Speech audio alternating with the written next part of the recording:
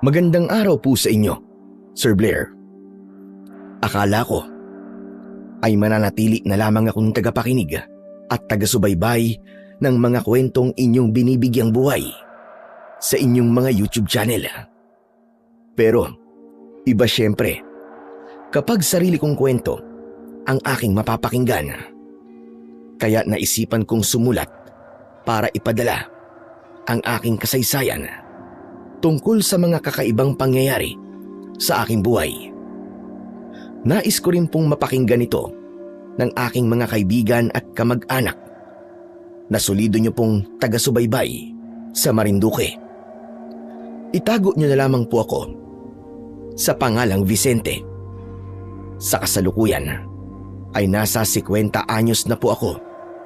Pero ang ibabahagi ko pong kwento ay nangyari nung ako ay nasa mahigit 30 anyos pa lamang. Dati po akong empleyado sa isang lending company.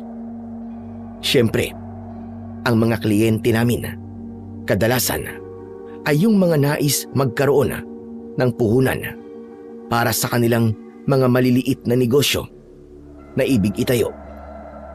Maluwag ang aming kumpanya dahil hindi kailangan ng mga maraming papeles at ID para makapag-loan o makautang. Dahil ang layunin talaga nito ay matulungan ang mga tao upang magkaroon ng sariling pagkakakitaan sa pamamagitan ng kanilang pagsisikap. Kaya lamang may mga nangungutang o borrower na sadya namang balasubas o kaya ay hirap magbayad dahil nalugi daw ang kanilang itinayong business. Iba't iba ang dahilan na sinasabi nila. At kapag nangyari yon na hindi na nagpapakita at nagpaparamdam ang umutang, ay saka naman kami ipapadala sa kanilang mga tirahan upang maningil o mangolekta.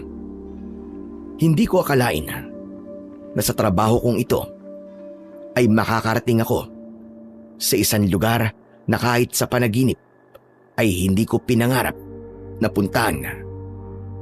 Dito na nga naganap ang kakaibang pangyayari sa aking buhay na sa tuwing maaalala ko ay hindi may iwasang kilabutan at tayuan ng aking balahibo.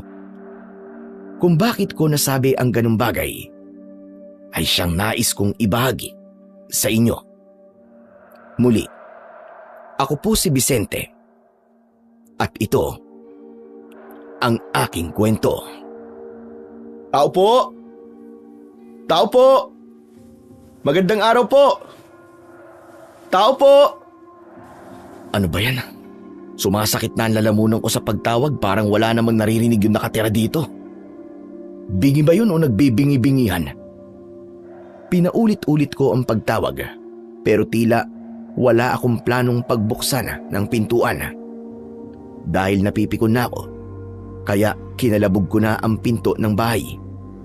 Sa ginawa kong yun, ay binuksan din ang pintuan. May tao naman pala eh. Pinahirapan niyo pa ako. Bubuksan niyo rin pala tong pinto. Bakit po? At talagang ikaw pa ang nagbukas ng pinto ah. Boy, hindi ikaw ang kailangan ko. Ano po bang kailangan nyo? Ang nanay mo ang gusto kong makausap dahil may obligasyon siya na kinakalimutan na. Ano po yun? Ano pa ba? E di ang utang niya. Kasi nga, magkakalahating taon na niyang hindi hinuhulugan. Teka, ba't ba ako nagpapaliwanag sa'yo? Eh hindi ka naman kasali sa atraso niya. Boy, ang nanay mo ang gusto kong makausap. Nandiyan ba siya? Kwan po kasi. Sabi po nung nanay ko umalis siya o kaya may sakit at di po siya pwede makausap. Hanip din ang nanay mo ah. Talagang pinagsisinungaling ka pa. Kung di pwedeng makausap ang nanay mo dahil sabi mo nga, sabi niya wala siya, di kahit ang tatay mo na lang. Tay, kayo daw po ang gustong makausap. Pagkatawag ng bata, ay nakita kong lumabas mula sa kusina ang ama nito. Malaki ang katawan at mukhang hindi magpapahuli ng buhay. May tattoo din ang magkabila ang braso. Magandang araw po, sir. Gusto ko lang pong ipaalam sa inyo na may atraso po kasi ang misis nyo sa kumpanya namin. Hindi na po kasi nababayaran yung utang niya. Ganun ba? Sir, kailan po ba siya makakabayad? Ngayon. Talaga po? Ngayon niyo na po babayaran? Ipo-full payment niyo na po ba? Oo. Para hindi ka na bumalik dito. Ayos. Heto po sa papel yung kabuuang utang niya. Kasama na po yung interes. Teka lang. Kukunin ko lang sa bulsa ko yung pambayad. Eto. Nagulat na lang ako sa ibinayad sa akin ng lalaking kaharap ko. Isang malakas na solidong suntok ang pinakawalan niya na tumama sa kaliwang mukha ko. Hindi ko na alam ang nangyari. Basta bigla na lamang nagdilim ang paningin ko. Saka naramdaman kong bumulagta ako sa harap ng bahay ng taong sinisingil ko. Nagkamalay ako na nasa loob ng isang opisina. Nasa barangay pala ako. Doon ako dinala ng taong tumulong sa akin. Nakita daw ako na walang malay sa kalye. Ang naaalala ko ay nasa harap ako ng isang bahay. Malamang ay binuhat ako ng lalaking sumuntok sa akin at iniwan sa tabi ng kalsada. Masama ang loob ko dahil hindi man lang ako nakaganti. Ginawa ko lang naman ang aking trabaho. Tapos ay sakit, bukol at black eye lang pala ang mapapala ko. Sinabi ko sa sarili ko na may araw din ang walang yang yun. Kung anuman ang ginawa sa akin ng lalaking yun, ay ipinaubaya ko na sa aming opisina ang legal na aksyon na gagawin. Ayoko rin namang maabala pa dahil maaapektuhan ang trabaho ko. Pero alam ko na sa mga taong ganon na ugaling balasubas at gustong takasan ang obligasyon ay meron ding kahihinatnan. Matamlay akong umuwi ng hapong yon. Nagulat pa nga si Lola Gloria. Sa pagbukas ng pinto ay agad niyang nakita ang namamaga kong mata na may malaking black eye. Nagmukha tuloy akong panda dahil sa maitim na pasa sa paligid ng aking kaliwang mata. Jesus Maria, Sep, bata ka. Ano nangyari sa'yo, Vicente? Wala po to, Lola. Malayo naman po sa bituka to eh. Ano malayo sa bituka? Pero malapit naman sa utak. Kung naalog ang utak mo, dyan siya nangyari sa'yo. O sige, ano mangyayari sa'yo ngayon? Mawawala rin po to. Alam ko nga, mawawala rin ang pasa at pamamaga ng mata mo. Pero ang gusto kong malaman, abay bakit ka nagkaganyan? Sino ba sumapak sa'yo? Bakit la kapag sinabi ko po ba igaganti niyo ako? Abay oo naman. Puputulin ko sa katawan niya itong bastard ka. Hayop na yun Nakakapaggigil ng laman yung ginawa sa iyo. Kalma ka lang po, La. Baka mamaya kumapano ka niyan eh. Sabihin mo, sino nga ang may kagagawan niyan? Yung ano po eh. Yung asawa ng isang kliyente namin. Yun, sinisingil ko po kasi. Ang sabi nung lalaking nakausap ko, babayaran daw ang utang. Pero ito pala ang pinambayad. Solidong sapak. Aba, ang hayop na yun ang kapal ng muka. Sila lang ang may atraso. Sila pa may ganang manakit. Kailangan magbayad ang hayop na yon. Samahan mo ako na bukas din. Pupuntahan natin. Wag na po, La.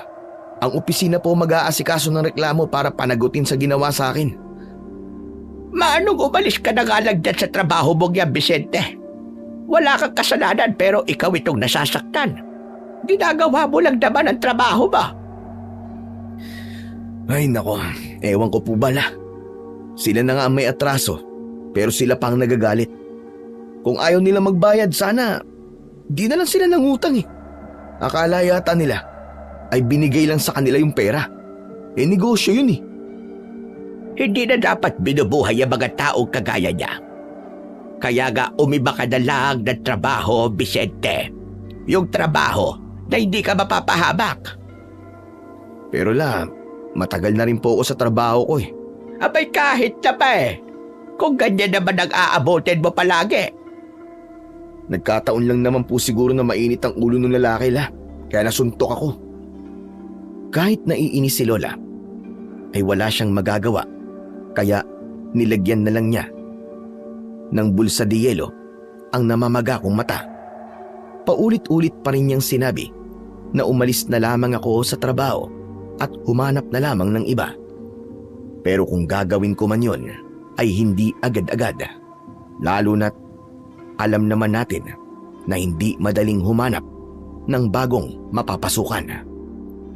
Samantala, dahil sa hindi magandang nangyari sa pangungulekta ko ng utang sa lugar na dati naka-assign sa akin, kaya ang naging desisyon ng aming kumpanya ay dalhin na lamang ako sa ibang lugar.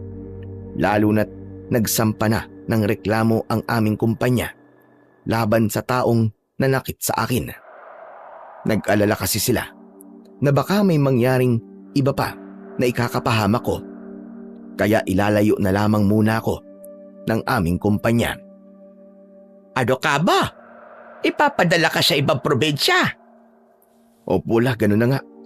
Doon po sa lugar na meron din kaming branch. Saan daw yon? Di na po sinabi sa akin eh. Tsaka parang humahanap pa yata sila. Kailan naman yan? Baka sa susunod na linggo na raw po. Kaya nga ilang araw akong pinagpapahinga muna. Doon ka natitira kung ganon? Opo, Lola Gloria. Stay in yata sa opisina eh. Kasi nga may tirahan naman para sa mga empleyado yung lending company. Diyos ko, ibig sabihin ay mapapalayo ka rin sa akin, apo. Nakakalungkot po pero kailangan po sa trabaho eh. Kung bakit kasi nangyari pa yung ganito eh. Labag man sa loob ko na mapalayo sa Lola Gloria ko na siyang nag-alaga sa akin nang maulila ako sa mga magulang. Kaya lamang, kailangan kong magtrabaho para mabuhay ako at matulungan ko rin si Lola. Kaya naman, ganun na lang ang lungkot ni Lola Gloria ng araw na aalis na ako para ipadala sa ibang branch ng aming kumpanya sa Capiz. Talagang napakalayo sa aking lola. Kaya naging pangako ko na lamang sa sarili ko na tatapusin ko na lamang ang 1 taon at susundin ko na ang gusto ng lola ko na humanap na lamang ng ibang trabaho. First job ko kasi ang pagiging kolektor sa lending company na pinapasukan ko. Kaya napamahal na yon sa akin. Halos 3 taon na rin ako sa aking trabaho. Sapat na marahil yon para magamit ko ang experience na yon sa ibang company na maaari kong pasukan sa hinaharap. Pero ang kailangan ko na munang harapin at paghandaan ay ang pupuntahan kong lugar kung saan ako ipapadala ng aming kumpanya. Siyempre, pagbubutihan ko ang aking magiging trabaho, lalo na't yun na ang huling taon ko dahil sa aking binabalak na pagre-resign pagkalipas ng 1 taon. Kaya nang sumunod na araw ay ipinadala na ako ng aming kumpanya sa branch na naroon sa isang bayan sa Capiz. Maayos naman ang naging pagtanggap nila sa akin. Pero hindi ako mananatili sa mismong branch, kundi itinalaga ako sa mga baryo kung saan naroon ang mga dapat kong singilin. Babalik lang daw ako tuwing araw ng Sabado para irimit ang aking mga nakolektang bayad sa mga taong may utang. Gumawa kasi ng paraan ang aming kumpanya para mabayaran sa magaan na pamamaraan ang kanilang mga pagkakautang. Ginawa nila itong katulad sa paniningil ng Bombay na arawan. Kaya araw-araw akong babalik sa mga taong merong pagkakautang. Meron din namang lingguhan. May ipinagagamit naman sa aking motorsiklo para maging serbis ko sa araw-araw na paniningil.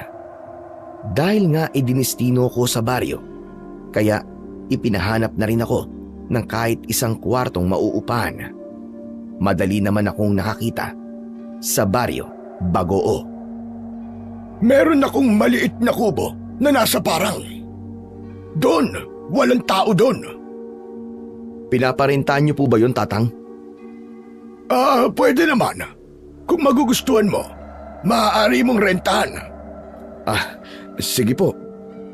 Gusto ko po sanang makita eh. Kailangan ko po talaga ng matitiran habang nandito po ako sa inyong baryo. Tatang, ano nga ho palang pangalan niyo? Ako si Luciano. Ako naman po si Vicente. May trabaho po kasi akong kailangan gawin dito sa baryo nyo at sa karatig din pong baryo. Ikaw ba'y kolektor ng utang? Nabanggit mo kanina na taga-lending company ka. Ganun nga po, Tatang. May mga taga rito po kasi sa inyo na hindi po nakakabayad eh. At nais po ng company namin na singilin sila sa paraang magiging magaan sa kanila kahit papano. Aalisin na rin po ang tubo. Ang mahalaga lang sa aming kumpanya ay maibalik yung perang kanilang nakuha. Kung sa bagay mainam din naman yon. Saka ang utang ay utang na dapat talagang bayaran. Tama po kayo. O siya, sige. Mabuti pa'y samahan na muna kita, Vicente, doon sa sinasabi kong kubo na maaari mong tuluyan. Papaalis na sana kami ni Mang Luciano nang makita ko na may babaeng paparating na nagmamadali. May kailangan marahil sa lalaking aking kausap. Sandali po. Oh, ikaw pala, Remy. May kailangan ka ba? Tay, may tao pong umahanap sa inyo. Bibili daw po ng biik. Sabihin mo na lang na mamaya na lang pagbalik ko. O kaya naman pupunta na lang ako sa bahay niya. Nakausap ko na yung kahapon. Sige po, Tay. Saan po ba ang punta nyo? Sasamahan ko lang ton si Vicente. Interesado siyang makita yung kubo dun sa parang. Gusto yatang rentahan. Siya nga pala, Vicente.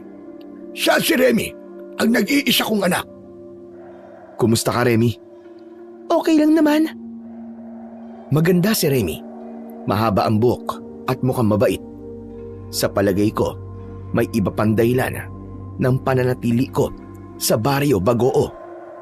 Hindi lang para maningil ng mga pautang, kundi dahil nakita ko si Remy. Kaya lihim akong natawa sa sarili ko sa naisip kong yun. Kung sa bagay, sa edad kong nasa mahigit 30 na, ay wala pa uli akong nagiging kasintahan. Mahirap kasi kapag nasaktan, nagkakaroon na ng pangamba at takot na magmahal uli. Pero baka yun na ang tamang panahon para subukan ko na magmahal muli. Lumakad na kami ni Mang Luciano para puntahan ang kubong sinasabi niya. Naunang naglakad ang lalaking kausap ko. Sadya akong nagpahuli para magawa ko pang lingunin at sulyapan si Remy bago pa ako tuluyang sumunod kay Mang Luciano. Tinapunan ko ng matamis na ngiti ang dalaga. Pero nakita kong napakunot ang noo niya. Marahil dahil nagtataka siya o hindi niya nagustuhan ang pagngiti ko. Nang makarating na kami sa kubo ay nakita kong maayos naman yon. Kaya naman hindi na ako nagdalawang isip na rentahan. Mababa lang naman ang renta kaya nagbigay na ako ng bayad sa kanya para sa 2 buwan. Hindi ko tiyak kung ilang buwan akong mananatili sa baryo Bagoo. Depende yon sa utos ng aming kumpanya. Walang kagamit-gamit sa loob ng kubo. Kaya sa susunod na araw ay kailangan kong bumili ng kahit ilang gamit sa bayan. Pagkabigay ko ng bayad kay Mang Luciano ay nagpaalam na rin siya. Pero nangako siya sa akin na pahihiramin niya ako ng ilang gamit na kailangan ko. Kagaya na lamang ng plato, lutuan at maging banig at unan. Pumayag na ako. Buong akala ko ay si Mang Luciano ang magdadala ng gamit na ibig niyang ipahiram sa akin. Pero hindi siya ang nagdala noon, kundi ang anak niya na si Remy. Pasensya na. Naistorbo yata kita. Ikaw pala, Remy. Hindi naman, hindi ka istorbo. Saka wala naman akong ginagawa eh. Binabasa ko lang tong listahan na binigay sa akin ng opisina namin. Pinapunta ako rito ni tatay para ibigay sa itong mga to. Nandito sa loob ng malaking bayong na dala ko. Ganun ba? Maraming salamat, Remy ha. Mang Vicente, ang sabi ni tatay kung may kailangan ka pa raw, pwede kang pumunta sa bahay namin. Salamat. Pero, Remy, pwede bang Vicente na lang tawag mo sa akin? Wag na yung Mang Vicente. Ha? Bakit naman? Nakakatanda yung tunog eh. Hindi pa naman ako ganun katanda, no? Sa tingin ko nga, hindi nagkakalayo ang edad natin, Remy. Okay, sige. Sabi mo eh. O sige, Remy. Salamat ulit dito sa pinahiram niyo sa akin ha. Kahit papaano makakatulog ako ng maayos dahil dito sa banig at unan na pinahiram niyo. O siya, babalik na muna ako sa amin. Marami pa kasi akong kailangan gawin. Umalis kasi si tatay. Kaya ako na nagdala ng mga yan sa'yo. Ha? Aalis ka kagad? Oo, kailangan ko nang umuwi. Bakit? May kailangan ka pa ba? Wala naman na. Pero, pwede bang magkwentuhan muna tayo? Tungkol naman saan ang pag-uusapan natin? Kahit ano. Kung di ka magagalit, gusto kong malaman kung meron ka na bang boyfriend? Bakit gusto mong malaman? Wala. Naisip ko lang. Dati, pero wala na ngayon. Saka ayoko na mag-boyfriend kasi takot na akong maloko. Ganun ba? Nasaktan ka na pala? Oo, kaya parang ayoko na. Kasi mukhang mahirap nang humanap ngayon ng matinong lalaki. Naku, hindi naman. Bakit sa tingin mo ba? Hindi ako mukhang matino? Ewan ko. O sige na, Vicente. Kailangan ko na talagang umuwi. Baka dumating na si tatay at hanapin ako. Okay, sige. Remy, sana makapag-usap ulit tayo na matagal-tagal. Pwede siguro kahit sa inyo. Bahala ka. Basta magpaalam ka muna sa tatay ko. Kapag pumayag siya, di pwede. Yun ang huling sinabi ni Remy at umalis na siya. Pero ang pahayag niyang yun ay nag-iwan sa akin ng kasiyahan. Para bang sinabi na rin niya na magpaalam ako sa kanyang ama bago ako manligaw. Kaya lang, sabi nga niya, ay wala na siyang tiwala sa mga lalaki. Pero maaari pa namang mabago yun. Wala pa akong maaaring gamitin sa pagluluto, kaya naging kontento na muna ako sa tinapay at delata na aking binili para maging hapunan. Unang gabi ko sa kubong yon na aking tinutuluyan. Hirap akong makatulog dahil namamahay ako. Pero nang mag-uumaga na, ay nakatulog na rin. Kinabukasan, nagpunta na lang ako sa pinakamalapit na tindahan para doon na rin mag-almusal. Bumili ako ng tinimplang kape at tinapay. Nang makakain, ay sinimulan ko ng puntahan ang mga taong nasa aking listahan. Nasa mahigit 10 ang taong pupuntahan ko sa Baryo Bagoo pa lamang. May ilan pa sa kabilang baryo at iba pang karatig. Pero uunahin ko na muna yung malalapit lang. Sa susunod na araw na lamang yung iba pang nasa aking listahan. Kailangan kong magpaliwanag sa mga taong dapat kong singilin kung paano nila mababayaran ang kanilang mga pagkakautang sa paraang hindi magiging mabigat sa kanila. Dahil nga pumapayag naman ang aming opisina para sa staggered payment o parang unti-unting pagbabayad ng kanilang utang. Maaaring maging arawan o lingguhan, depende sa aming mapagkakasunduan. Nakakapagod ang pakikipag-usap sa kanila at bigyan sila ng paliwanag. Pero wala akong magagawa dahil bahagi yon ng aking trabaho. Ang mahalaga ay maisoli at mabayaran ang halagang kanilang inutang. sa aming kumpanya. Natapos kong kausapin ang mga taong naka-schedule sa araw na yon. Ang iba ay bukas naman hanggang sa maisa-isa ko silang puntahan sa kanilang mga bahay. Sumadya ako sa bayan para bumili ng ilang mahalagang gamit at pagkain. Bago ako umuwi sa kubong tinutuluyan ko, ay dumaan muna ako sa bahay ni Remy. Inabutan kong nagwawalis sa harap ng bahay ang dalaga. Inihinto ko ang gamit kong motorsiklo malapit sa bahay ni Remy. Remy, magandang araw. Ang sipag mo naman. Medyo lang. Marami kasing nagkalat na tuyong dahon eh. Kaya winawalisan ko para sigaan. Ingat ka lang sa pagsisiga mo, Remy, ha? Bakit naman? Sabi kasi nila, baka may nilalang na hindi mo nakikita na masaktan o masunog dahil sa gagawin mong pagsisiga. Naniniwala ka ba sa mga ganun? Sabi ng Lola Gloria ko. Sabi kasi niya, may mga nilalang na hindi raw natin nakikita na maaaring masaktan, lalo na kapag ganitong hapon na. Nagtatabi-tabi naman ako. Kaya alam kong umiiwas sila para hindi sila masaktan. Siya nga pala, Vicente. Napadaan ka yata. May kailangan ka ba? Wala naman. Ano kasi, ang totoo niyan, para makita ka at magpasalamat sa'yo. Ha? Magpasalamat? Saan naman? Dun sa mga gamit na dinala mo kahapon. Heto nga, galing pa ako sa bayan at bumili ng iba ko pang kailangan. Magtatagal ka ba talaga dito sa Baryo Bagoo? Hindi ko rin masasabi, pero depende siguro sa mga taong kailangan kong singilin dito.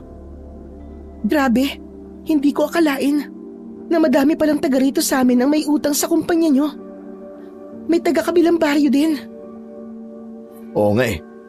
Ang iba hindi na nakakabayad kaya pinapuntahan na ng opisina para makausap at singilin sa paraang hindi magiging mabigat. Kaya nandito ako para turuan sila at ipaalam yung suggestion ng kumpanya para makabayad sila kahit papano. Vicente, gusto mo ba magkape muna? Dito tayo sa loob ng bahay. Hindi na. Di na rin ako magtatagal. Siya nga pala. May ibibigay sana ako sa'yo eh. Heto, binili ko sa bayan. Bulaklaking bandana. Bagay sa'yo yan.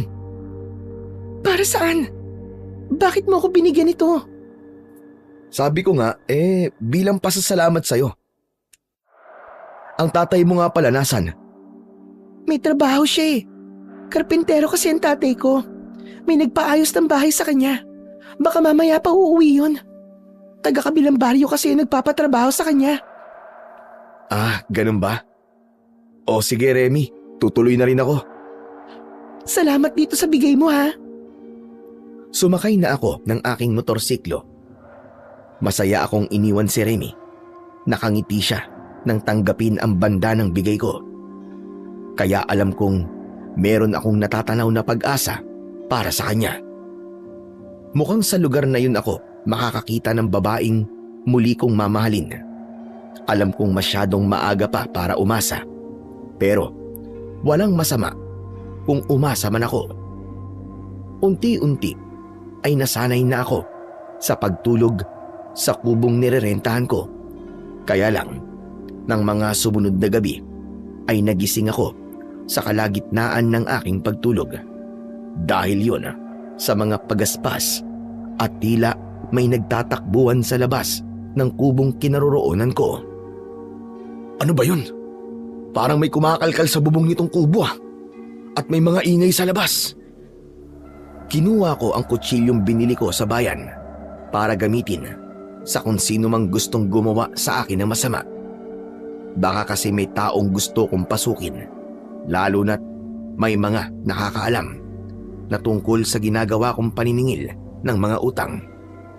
Iniisip marahil na may makukuha silang pera sa akin. Samantalang ang totoo ay kakakurampot pa lamang ang aking nakokolekta at tinuturuan ko pa lang ang ibang may pagkakautang kung paano sila makakabayad. Dahan-dahan kong binuksan ang pinto ng kubo upang malaman ko kung ano bang pinagmumulan ng ingay sa labas. Madilim ang labas ng kubo at tanging bahagyang liwanag lamang mula sa buwan ang nagiging tanglaw. Pero nang tumingin ako sa labas, ay wala naman akong maaninag na anuman na meron doon.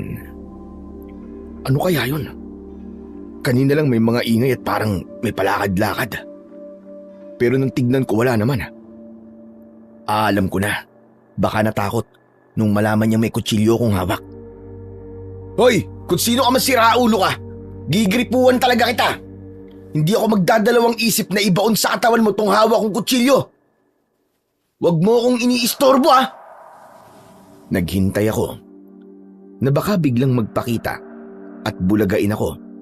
Pero lumipas pa ang mga oras ay wala akong nakitang anuman. Nakaramdam uli ako ng antok.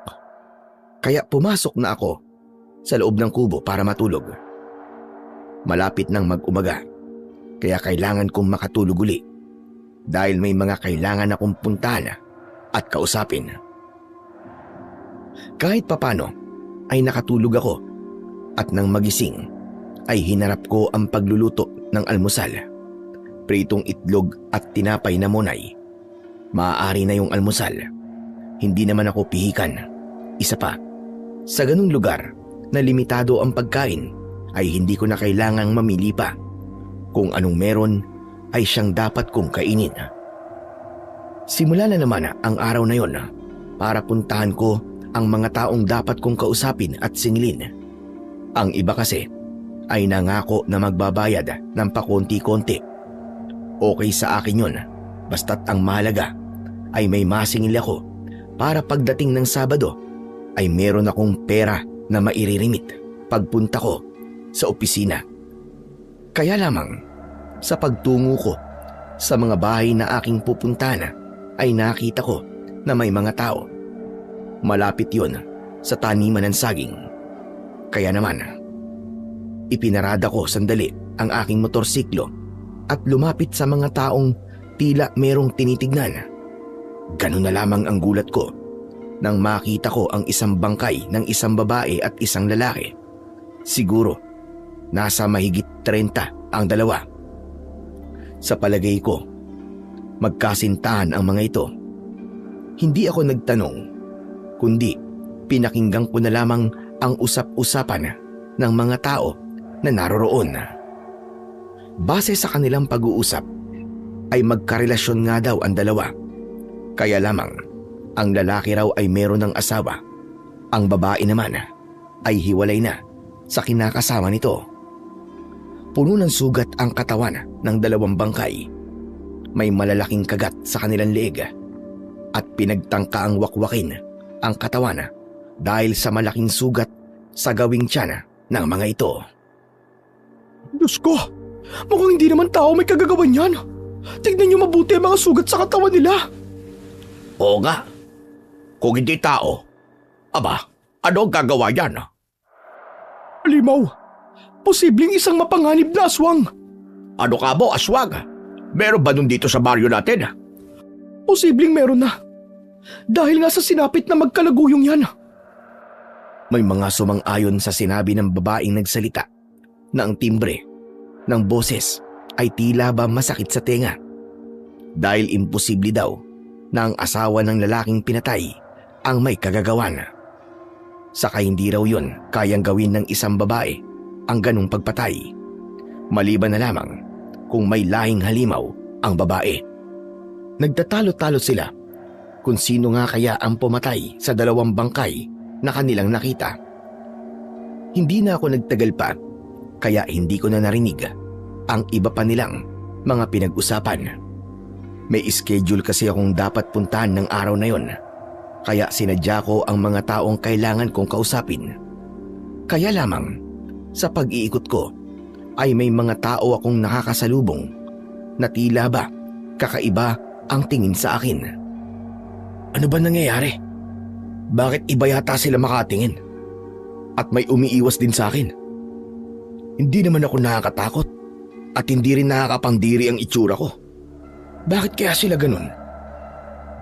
Tinignan ko ang mukha ko sa side mirror ng aking motorsiklo. Maayos naman ang itsura ko. Sabi pa nga ng Lola Gloria ko, ay may kamukha daw akong artista. Ibig sabihin, artistahin ako. Pero bakit tila natatakot at umiiwas ang iba na nakakakita sa akin? Hindi naman sila dating ganun nung mga nakaraang araw. Napapansin ko rin ang pagbubulungan ng iba. Yun nga lang, hindi ko alam kung ano bang sinasabi nila. Gusto ko sanang magtanong, pero tila umiiwas talaga sila sa akin. Hinayaan ko na lang at hindi pinansin ang mga ito. Nagpatuloy ako sa mga taong kailangan kong kausapin, pero pansin ko ang pangamba at pag-aalala sa kanilang mukha. Saka pagkatapos ko silang kausapin, ay agad na isinasara ang kanilang pinto at bintana. Anak ng putya, ano ba talaga nangyayari? Napapraning na ako sa mga taga rito sa Baryo Baguo ah. Bakit ganun ang kinikilos nila? Puno ng pagtataka at katanungan ang utak ko dahil sa kakaibang kinikilos ng ibang tao. Pakiramdam ko tuloy ay may kakaiba sa itsura ko o sa amoy ko kung bakit ganun sila. Pero sa kabila noon ay tinapos ko pa rin ang trabaho ko ng araw na yon. Bago ako tuluyang umuwi sa nirerentahan kong kubo, ay naisipan kong dumaan kina Remy. Iba talaga ang dating sa akin ng dalagang yon. Namimiss ko siya at gusto ng mata at puso ko na makita siya. Dinatnan ko si Mang Luciano na nagsasalansan ng kahoy na kanyang sinibak. Nang makita niya ako, ay tila nanlaki ang kanyang mga mata. Hindi ko mawari kung nagulat ba siya o natakot sa akin. Anong ginagawa mo rito, Vicente? Mang Luciano, napadaan lang po. Kumusta na po kayo, Mang Luciano? Okay lang naman kami ni Remy. Napansin ko na maigpit ang hawak ng matandang lalaki sa palakol na ginagamit niya kanina sa pagsisibak ng kahoy. Para bang handa niya itong gamitin at itaga sa akin. Mang Luciano, may problema po ba? Kuan, ano kasi? Parang natatakot po kayo sa akin ah. Ano po ba nangyayari? Basta, huwag ka na munang pupunta dito, Vicente. Yun lang ang pakiusap ko sa'yo. Pero bakit po? Hindi ko po kayo maintindihan eh. Habang nag-uusap kami ni Mang Luciano, ay nakita kong papalapit sa amin si Remy. Bakit, Vicente? Hindi mo ba alam yung tungkol sa natagpuang patay sa may sagingan? Alam ko, ang totoo nga eh. Nakita ko ang mga biktima dahil napadaan ako doon kanina. Ang bali-balita, halimaw daw ang pumatay. Isa daw aswang. Ngayon lang nangyari ito dito sa Baryo Baguo na may natagpo ang patay, nakagagawan ng isang aswang. Pero hindi pa po nila tiyak kung aswang nga ba talaga ang may kagagawan nun. Kaya lamang, may pinaghihinalaan sila kung sino ang pumatay sa mga yun. Ano? Sino daw? Ikaw Vicente. Ikaw ang itinuturo ng ibang taong taga rito na siyang posibleng may kagagawan ng pagpatay. Dahil sa sinabi ni Remy, ay saka pa lamang naging malinaw sa akin kung bakit kakaiba ang tingin ng mga nakakasalubong ko at tila iniiwasan ako. Natatakot sila sa akin dahil wala akong kamalay-malay na pinaghihinalaan na pala ako ng masama ng mga taga-baryo Baguo. Pero teka lang Remy, bakit ako? Hindi akong pumatay sa kanila. Sa akin hindi ko kayang gawin yun, no? Pambihira na yan. Saka lalong hindi ako aswang. Pero yun ang nasa isipan ng ibang tao rito sa baryo. Kaya ba parang naiilang kang lumapit sa akin, Man Luciano? Maging kayo ay iniisip niyong masama ako? Nahalimaw ako, naaswang ako? Pasensya ka na, Vicente. Pero hindi mo maaalis sa akin yun. Isa pa, hindi naman kita ganap na kilala. Pero Mang Vicente, hindi po ako masamang tao. Lalong hindi ako aswang. Ang sabi kasi nila ay nangyari lang ang patayan mula nang dumating ka dito. Ang bihira naman yan, baka nagkataon lang yun. Saka nandito ako para maningil ng mga pautang, hindi para manggulo sa mga taga rito. Kaya nga maging kami ay nag-aalala dahil baka pati kami ng itay ko ay pag-isipan ng masama ng mga tao. Huwag kayo mag-alala, akong bahala. Bukas na bukas din pupunta ako sa kapitan nitong baryo para sabihin na wala akong kinalaman sa patayang nangyari. Para hindi na rin nila ako pagdudahan. Mas mainam nga siguro na gawin mo yon. Sana, Remy, hindi ka kasama sa nagdududa sa pagkatao ko. Dahil hindi ako masamang tao, maniwala ka. Wala akong masamang record. Tsaka hindi ako halimaw. Lalo-lalo na hindi ako aswang. Narito ako sa baryo nyo para gawin lang ang trabaho ko bilang isang kolektor ng mga utang. Yun lang ang sadya ko rito, wala nang iba pa. Dahil sa nalaman ko, ay hindi ako makatulog ng gabing yon. Labis akong nag-alala dahil kabago-bago ko lang sa baryo Bagoo. Tapos paghihinalaan nila ako na isang masamang tao, na isang aswang. Samantalang itsura nga ng aswang ay hindi ko alam. Kaya dapat kong linisin ang pangalan ko. Ayokong kapag lumalabas ako ng bahay ay halimaw ang tingin nila sa akin. Kaya kinabukasan, maagang maaga pa ay nagpunta na kagad ako sa barangay para makausap ang kapitan. Kung ganon, ikaw pala yon. Ang dayo na nakatira, malapit sa paanan ng bundok. Sa kubo ni na Luciano. Opo, kapitan. Rumirenta po ako sa kubo. Dahil isa po akong loan collector. May mga utang po akong sinisingil sa mga borrower na taga rito po sa inyong baryo. Ano bang pangalan mo? Vicente po, kapitan. Ako naman si Kapitan Alba. Nakarating na rin sa akin ang sabi-sabi tungkol sa iyo, Vicente. May mga natatakot sa iyo dahil ikaw ang itinuturo nilang may kagagawa na ng nangyaring patayan. Kaya nga po nagpunta ako na maaga dito sa inyo, kapitan, para bigyang linaw po ang bagay na yan. Wala po akong alam sa krimeng yon at lalong hindi po ako halimaw. Heto po, may mga ID po ako at mga clearance na magpapatunay na wala po akong masamang record. Kapitan, malinis po ako. Malinis ang pagkatao ko. Naiintindihan kita. Saka kung may kasalanan ka, hindi ka haharap dito sa akin. Maraming salamat naman po at naiintindihan niyo po ako, kapitan. Hayaan mo, ako na ang bahala magpaliwanag sa mga taga rito. Alam ko may mga pupunta pa rito para ituro ka. Pwede mong gawin ang trabaho mo habang nandito ka sa baryo. Sagot kita. Labis ang pasasalamat ko kay Kapitan Alba dahil naiintindihan niya ako. Kaya pakiramdam ko, nagkaroon ako ng kakampi. Isa pa, wala naman talaga akong kinalaman sa hindi magandang nangyayari sa baryo. Subalit sa patuloy na paglipas pa ng mga araw, ay lumalala ang sitwasyon. Nadaragdagan ang mga napapabalitang aswang na gumagala. Kaya ganun din ang mga nagiging biktima. Nababaliwala ang ipinangako sa akin ni Kapitan Alba na siya na ang bahalang magpaliwanag sa mga taga-baryo. Nagdududa pa rin ang iba. Ang tungkol sa pangyayaring yon ay alam kong kinakabahala na rin ng mag-amang Remy at Mang Luciano. Ramdam ko na nagdududa na rin sila sa akin. Paulit-ulit ko mang sabihin na wala akong kinalaman sa mga aswang. Walang katiyakan kung naniniwala ba sila. Kapag wala ka dito sa bahay, pumupunta ba rito si Vicente? Bakit niyo po naitanong, Tay? Gusto ko lang malaman, Remy. Tay, hindi pa naman po siya uli pumapasyal dito. Kailangan dumaan siya rito sa atin. Tay, di po ba nagdududa kayo sa kanya? Dahil nga po posibleng isa siyang aswang. Kaya nga, kung magagawi siya rito sa lugar natin, ay mas magiging madali na malaman natin ang totoo. Ano pong ibig niyo sabihin, Tay? Dahil dito.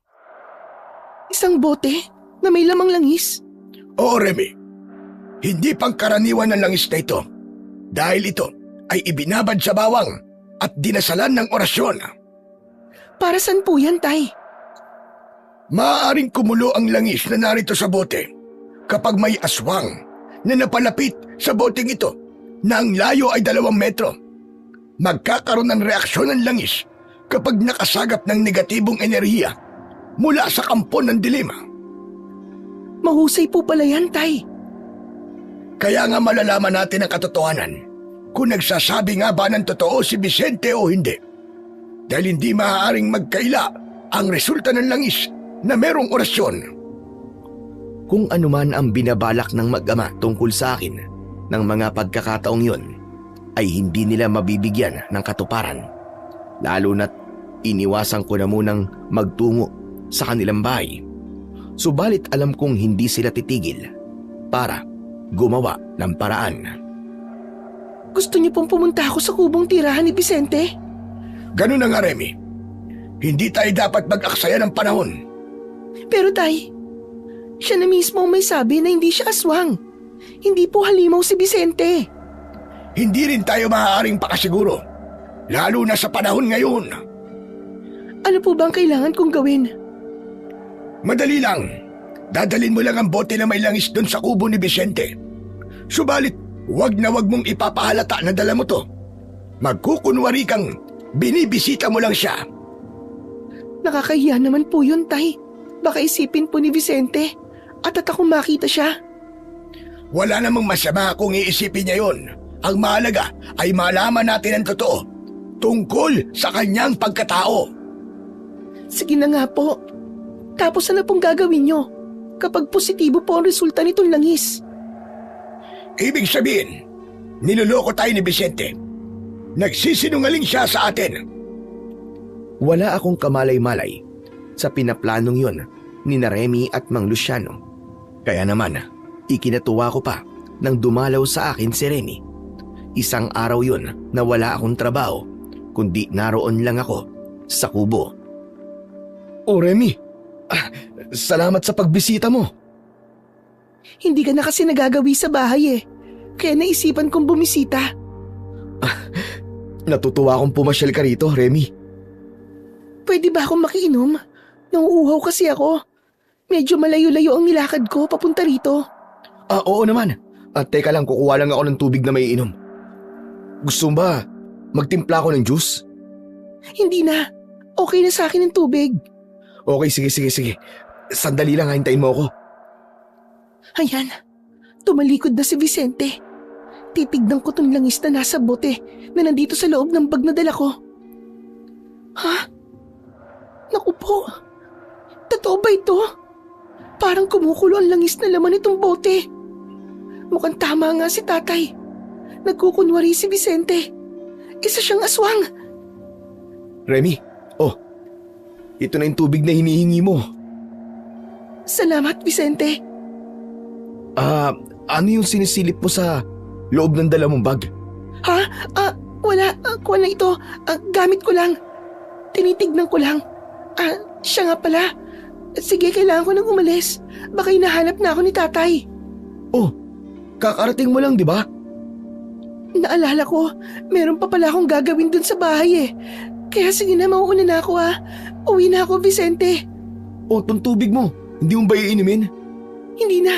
Kailangan ko na talagang umuwi. Nagmamadali na ako. Ikaw na lang ang uminom niyan. Sige, Vicente, salamat Nagmamadaling umalis si Remy. Bagay na aking ipinagtaka. Hindi ko alam kung bakit bigla-bigla ay nagbago ang isip niya na para bang natataranta na biglang umalis. Kaya naiwan ako sa kubo na napakunot ang noo. Katanungan sa isip ko ang kakaibang ikinilos ni Remy. Ano ba nangyari kay Remy? Parang natakot sa akin Anak ng putya, ano ba meron sa itsura ko?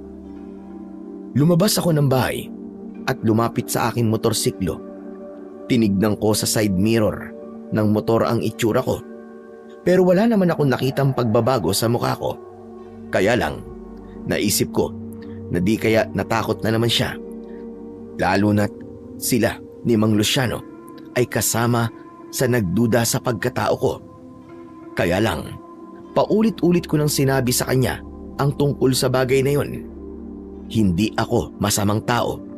Hindi ako halimaw, at lalong-lalo na hindi ako isang aswang. Nang makauwi na ng kanilang bahay si Remy, ay alam kong agad niyang ipinaalam sa kanyang ama ang kanyang nadiskubre. Bagay na nanatiling lingid sa akin ng mga pagkakataong yon. Kung ganon, ay tama nga ako, Remy. Aswang nga si Vicente. Kaya lang, Tay, wala naman po tayong nakikita sa kanya na maaaring makapagsabi kung aswang nga siya. Walang palatandaan sa kanyang anyo. Sapat na nakita mong pagkulo sa langis sa loob ng boteng bitbit mo kanina. Pero Tay, ano na pong gagawin natin? Dapat na itong ipaalam kay Kapitan. Ako ang magpapatunay ng tungkol sa kakaibang pagkatao ng lalaking yon. Dahil nga sa naging resulta ng langis sa bote, ay pinanindigan ni Namang Luciano na isa kong aswang. Kaya ipinaalam niya ito kay Kapitan Alba. Mapapatunayan mo ba, Luciano, yung sinasabi mo? Oo, Kapitan. Dahil 100% na hindi sasablay ang langis. Langis? Anong langis? Heto, ang langis na narito sa bote. Dahil nang inilapit ito kay Vicente, ay kumulo ang langis. Pagpapatunay na isa siyang aswang. Nagpapatawa ka ba, Luciano? Hindi, Kapitan. May orasyon at ibinabad sa bawang ang langis na ito. Kaya ito'y mabisang gamit kapag may aswang sa paligid. Bukod doon, nakita mo ba na nagbago ng anyo si Vicente? Nakita mo ba siya na pumatay o may inataking taga rito sa baryo natin? Ay, hindi, Kapitan. Mahirap yung ginagawa mong magparatang kung wala ka matibay na ebidensya. Hindi ko basta maaaring paniwalaan yung pagkulunan langis sa bote na ipinakita mo. Paano kung nagkataon lang na kumulo yan nang inilapit kay Vicente? Sige nga. Pero, Kapitan, Tignan mo. Di ba parang kumukulo din yan ngayon? aba, oo nga, Kapitan. Ibig sabihin yan, may aswang na malapit lang dito sa ating kinalalagyan. Ewan ko, Kapitan. Baka sasabihin mong, ako ang aswang dahil dalawa lang tayo rito. Ay, syempre, hindi, Kapitan. Matagal ko na kayong kilala. Baka may ibang nilalang na malapit dito sa barangay. Ay nako, Luciano. Hindi pwedeng panghawakan yung langis na nasa bote. Mahirap na maging ebidensya yan. Hindi tayo makatitiyak. Kaya sige na. Umuwi ka na, Luciano, at kung maaari ay huwag mong ipagkakalat ang tungkol sa iyong pinaniniwalaan. Dahil maaaring mapahamak ang taong wala namang kasalanan. Hindi napaniwala ni Mang Luciano si Kapitan Alba tungkol sa kanyang hinala sa pagkatao ko. Ang tungkol sa bagay na yon ay ipinaalam naman sa akin ni Kapitan. Kaya pala ganun na lang ang tingin nila sa akin. Mas mainam na alam mo tungkol sa bagay na to, Vicente. Para naman makapag-ingat ka. Maraming salamat po sa inyo, Kapitan. Ayoko rin naman na mapapahamak ka. Kayong wala ka namang kasalanan. Tinatanaw ko pong malaking utang na loob ito, Kapitan. Maraming salamat po talaga sa inyo. Walang anuman. Tungkulin kong protekta ng lahat ng narito sa Baryo Bagoo. Kahit na dayo ka lang dito. Dahil kapag may masamang nangyari sa'yo, aba, pananagutan ko yun. Umalis ako ng barangay na nakahinga ng maluwag dahil alam ko kung kanino ako dapat mag-ingat. Pero palaisipan din sa akin ang kabutihang ipinakita ni Kapitan Alba. Kaya lamang ang hindi ko maunawaan ay ang tungkol sa sinasabing langis na nasa bote na ginamit ni Namang Luciano para matukoy kung aswang ang isang tao. Ang ipinagtataka ko ay bakit kumulo daw ang langis na nasa bote nang mailapit ito sa akin. Naalala ko si Remy, tsak kung siya ang may dala sa naturang bote ng langis nang magpunta siya sa kubo. Lalo na't hindi siya nagtagal at nagmamadaling umalis. Kaya lamang, anong dahilan ng pagkulo ng bote? kung ito ay para matukoy ang aswang. Bakit kumulo nang ilapit sa akin? Samantalang hindi naman ako isang aswang. Pero bakit ganon? Malaking tanong yun sa utak ko. Kaya bagamat nagbigay na ng babala sa akin si Kapitan Alba, ay hindi pa rin ako dapat magpakampante dahil hindi ko alam kung ano pang binabalak ni Mang Luciano. Hindi rin ako sigurado kung paniniwalaan niya ang mga sinabi ni Kapitan. Duda pa rin ako, Remy. Saan po, Tay? Sa totoong pagkatao ni Vicente. Pero hindi po ba sinabi na ni Kapitan na wala tayong sapat na katibayan na aswang nga siya? Pero hindi maaaring pumalpak ang langis na inorasyonan. Ito ang magsasabi kung aswang ang isang tao o hindi. Pero baka nga pwede rin po magkamali, Tay. Kasi nga wala naman si Vicente nang magpunta kayo sa barangay, di ba? Kundi si Kapitan ang kausap nyo. Pero ayun, kubulo pa rin ang langis. Yun na nga ang pinagtataka ko, Remy.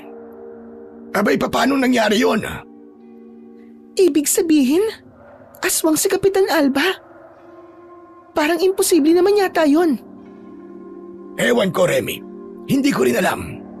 Dahil nga, matagal ko na rin kilala si Kapitan. Pero ni minsan, wala pa akong napansin sa kanya kung aswang nga ba siya. Kaya naguguluhan din ako sa mga nangyayari dito. Pero Tay, kailangan malaman kung sino nga ba talaga ang aswang dito sa baryo natin. Kundi, magpapatuloy ang patayan dito. Yun na nga, Remy. At hindi natin maaaring iasa lang sa diskarte ni Kapitan ang lahat dahil pare-parehong malalagay sa peligro ang buhay natin. Anak, maaari mo ba akong tulungan? Saan po, Tay? Hindi pa rin kasi ako matatahimik, Remy. Dahil nga, hindi pa rin maalis sa aking pagdududa. Kahit ano pang paliwanag ang gawin sa akin ni Kapitan Alba. Hindi pa rin naaalis sa isip nyo ang totoong pagkatao ni Vicente, ganun po ba? Yung po ba nasa utak nyo, Tay? Tama ka, Remy. Dahil hindi pa rin malinaw sa akin ang lahat. Kaya hindi mawawala sa akin ang patuloy na magduda. Sa kabila ng mga nangyayari sa baryo, maging ang mga pagdududa ng mga tao tungkol sa pagkatao ko, ay hindi ako maaaring tumigil sa aking trabaho. Kailangan kong gawin ang dahilan kung bakit naroon ako sa Baryo Bagoo. Meron akong dapat tapusing obligasyon na ipinagkatiwala sa akin ng aming opisina. Lalo na't naniniwala sila sa aking kakayahan para maobligang magbayad ang mga taong may utang sa kumpanya. Kaya kahit naroon ng pangamba, ay ginagawa ko pa rin ang aking trabaho. Umikot ako sa baryo, maging sa mga kalapit na baryo para maningil ng ipinangakong bayad ng mga taong merong pagkakautang. Kapag nagre-remit ako sa opisina at kinukumusta ng aming boss ang tungkol sa sitwasyon ko sa baryong pinagdalhan sa akin, ay sinasabi kong walang problema kahit puno na ako ng pangamba at pag-aalala. Ayoko ring malaman niya ang pagdududa sa akin ng mga taga-Baryo Bagoo. Isa pa, gusto kong maayos ang aking record kung aalis man ako sa trabaho dahil yun ang magiging basehan sa bagong kumpanya na pwede kong lipatan. Subalit ng mga sumunod na araw ay may natagpuan uling patay at malapit yun sa ilog. Ang pagkamatay nito ay kapareho ng mga naunang biktima. Maraming sugat sa katawan, may mga kagat at halos wakwak ang tiyan dahil kinuha ang laman loob.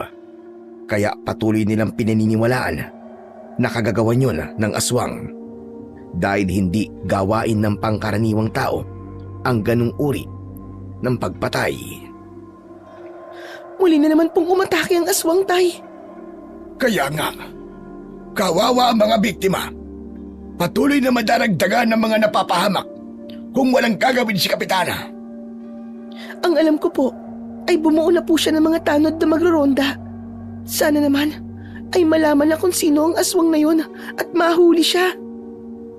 Hindi lang siya kailangan mahuli, kundi dapat sa kanya ay parusahan ng kamatayan.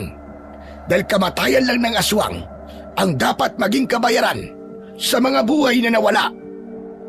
Mas dumarami ang nagiging biktima ng aswang. Pakiwari ko, nagiging malakas ang mga ito. Pero sa kabila noon, mali pa ring sisihin nila ako dahil wala akong kinalaman doon. Nagpresenta pa nga ako kay Kapitan para sumama sa mga magroronda. Kaya lang ay hindi niya ako pinayagan dahil nga sa pagdududa ng ibang tao at baka ikapahamak ko lang. Sinunod ko na lang ang payo ni Kapitan. Samantala, wala akong kamalay-malay. Nasusundan pala ako ni Lola Gloria sa lugar kung saan ako ipinadala ng aming kumpanya. Ipinaalam sa kanya ng main office at sinabi ang baryong aking kinaroroonan. Kung ganon, ikaw ang kapitan dito sa baryo? Opo, Lola. Ano po ba ang may paglilingkod ko sa inyo? Ano po sadya nyo rito? Hinahanap ko ang aking apo. Ang sabi kasi sa akin, andito siya sa inyong baryo. Dito siya ipinadala ng kanilang opisina. Sino po ba ang tao na hinahanap nyo? Si Vicente. Vicente ang pangalan niya. Gusto ko makita ang apo ko. Sabik na akong makasama siya, Kapitan. Hindi kasi ako sanay na mawalay siya ng matagal. Kilala ko po siya, Lola. Ano nga po bang pangalan nyo? Gloria. Gloria Macapagong. Saan ba rito nakatira ang apo ko? Mukhang sabik nga kayo makita ang inyong apo. Siguro po nag-iisa siyang apo nyo, no? Oo, Kapitan. Pero ang totoo, hindi ko siya tunay na apo, Kapitan. Kundi ako lang ang nagpalaki sa kanya. Maaga kasi siyang naulila sa mga magulang. Pinatay ang kanyang mga magulang dahil sa kanilang kakaibang pagkatao. Ano ka mo? Kakaibang pagkatao? Ano pong ibig nyo sabihin? Dahil pinaratagan sila na may lahi raw aswang. Mga aswang ang mga magulang ni Vicente? Yun ang nakarating sa akin. Siguro nga mga 5 taon pa lang nang mapunta sa akin si Vicente. Pero wala naman akong nakitang anuman sa kanya ng pagkakaroon ng lahing aswang habang lumalaki siya. Hindi ko nakita na nagbago kahit minsan ang kanyang itsura. Ano po bang pangalan ng mga magulang ni Vicente? Ayon sa pagkakatanda ko, ang pangalan ng nanay niya ay Perla at ang tatay niya naman ay Alessandro. Sigurado po ba kayo? Oo naman. Sigurado, 100%. Bakit po, Kapitan? Kilala niyo ba mga magulang ni Vicente? Oh, Kapitan. Hindi niyo na po sinagot ang tanong ko. Mas mabuting samahan ko na po kayo sa tirahan ni Vicente, Lola. Kayo ang sasama sa akin mismo, Kapitan. Opo. Nakakahiya naman. Abay, maaari niyo namang ipag-utos na labang sa iba o kahit sa tanod ninyo na samahan ako sa tinitirhan ni Vicente. Hindi po, Lola. Ako na lang po. Dahil kailangan ko rin makausap ang apo nyo. May mahalagang bagay akong dapat ipaalam sa kanya. Gusto kong kaharap din kayo dahil may kinalaman yon sa pagkatao niya. Masama ang pakiramdam ko ng araw na yon. Kaya nagpasya kong wag na munang gawin ang aking trabaho. Hindi na muna ako pumunta sa mga taong dapat kong singilin at kausapin. Kailangan ko muna ng pahinga. Lumabas ako ng kubo para mag-inat-inat at magpapawis. Pero nakita kong may paparating at kahit malayo pa, ay nakita kong pamilyar sa akin ang matandang babaeng kasama ni Kapitan Alba. Ang biglang kaba sa dibdib ko ay napalitan ng kasiyahan at pagtataka dahil tiyak kong si Lola Gloria ang kasama na yon ni Kapitan. Nang makalapit na sa kubo ang dalawa, ay agad kong niyakap ng maigpit ang lola ko. Wala pang 1 buwan mula nang magkalayo kami. Pero sobra-sobra ko na talaga siyang na-miss. Gaski batang ere, bitiwan mo nga ako. Gusto mo ba ako mamatay sa yakap mo? Abay, sobrang higpit naman. Aray ko, mapipilayan ako sa ginagawa mo, nabuho ka. Pasensya na po, Lola. Sobra ko po talaga kasi kayong na-miss eh. Ako po ba? Na-miss niyo po ba ako, Lola Gloria? Ay, pampihira itong batang ito. Nagtanong ka pa. Kung hindi kita na-miss, pupunta ba ako rin eh? Eh, napakalayo naman pala nitong pinagtapunan sa'yo ng opisina ninyo. Okay lang po, Lola. Saka, kailangan dalhin ako rito eh. Alam niyo naman, na hindi po magandang nangyari doon sa lugar kung saan po ako naka-assign dati. Alam ko naman yun, Apo. Kapitan, salamat po pala sa paggatid po sa lola ko ha. Sabi kasi ni Kapitan, kailangan ka rin niyang makausap, Apo. Ho? May sasabihin po kayo sa akin, Kapitan? Oo, Vicente. Kaya maaari ba doon tayo sa loob ng kubo para maayos tayo makapag-usap? Oo naman po, Kapitan. Halika po, pasok po tayo para makapagkape ka na rin. Nakapag-init po ako ng tubig eh. Nauna na akong pumasok sa kubo at kasunod sina Lola Gloria at Kapitan Alba. Naghanda naman ako ng kape na aming maiinom. Habang kaharap ko sina Kapitan at Lola, ay napansin ko ang makahulugang titig sa akin ni Kapitan Alba. Dahil sa sinabi ni Lola Gloria, ay natiyak kong wala rin siyang alam sa gustong sabihin ni Kapitan. Nandito na tayo sa harap ng aking apo, Kapitana. Nabanggit mo kanina na may nais kang sabihin. Tungkol ito sa mga magulang ni Vicente. Ano ho? Kilala niyo po ang mga magulang ko? Oo, Vicente. Mangyaring personal ko silang kakilala nung pareho pa silang nabubuhay. Alam ko rin ang dahilan ng kanilang kamatayan. Ano po bang dahilan ng kamatayan nila? Wala bang sinabi sa'yo ang Lola Gloria mo? Wala po eh. Dahil ayoko na ring malaman pa niya ang totoo, Kapitana. Dahil nag-aalala kong hindi yun makakabuti sa'yo, Apo. Kaya pinili kong inihib na lang. Yun nga lang. Kakilala pala sila ni Kapitana. Pero, Lola, Kapitan, gusto ko po malaman ang totoo. Ako na magsasabi. Pinatay sila dahil pinaratakang mga aswang. Ano ho? Aswang po ang mga magulang ko? Totoo po ba yung sinasabi niyo, Lola Gloria? Hindi ko tiyak.